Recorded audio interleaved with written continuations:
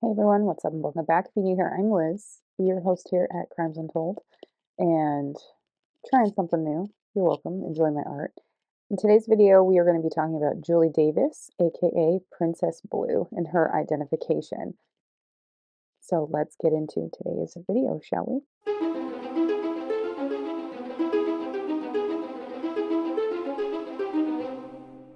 20-year-old Julie Gwenn-Davis went missing back in 1987 from New Orleans.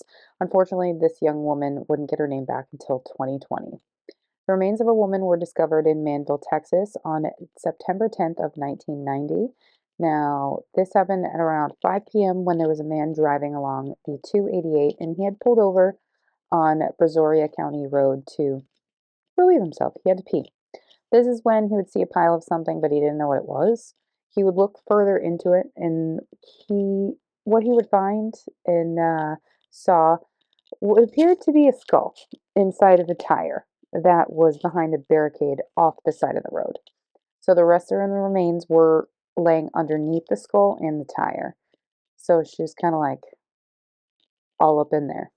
Where her remains were was on a dead-end road and in a non-populous area, which is the most ideal place for remains, or to put remains if you don't want anyone to be found. The only thing that would potentially prove to be fruitful would be a class ring from 1975 from Robert E. Lee High School and a few other pieces of jewelry that she was wearing. The jewelry that she was found was placed in an evidence envelope for further investigation. There was an autopsy that was conducted with the help of Harris County Medical Examiner's Office.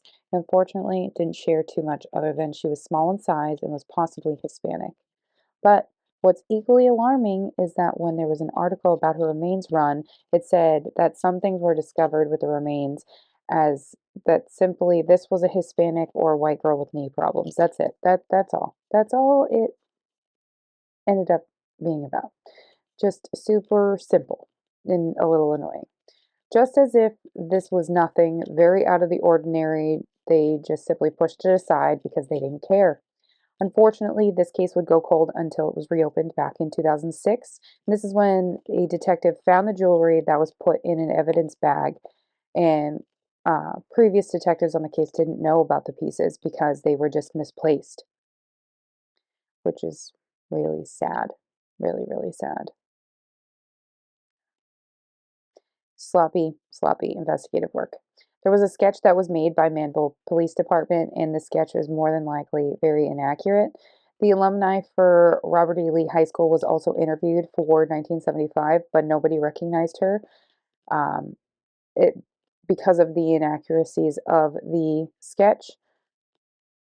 But there was also further issues when it came to whether or not they could figure out if she was a Hispanic descent or African American or Caucasian. But all of this would be realized when Danny Davis of Orange, Texas would send in his DNA in order to find his sister, Julie Davis.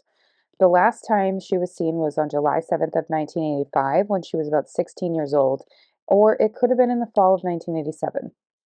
It is believed that she got married during late 1987, and this is around the time she relocated to New Orleans. Last time being seen varies and is ultimately unknown. His DNA would match, but it would be to someone he wasn't expecting, Princess Blue.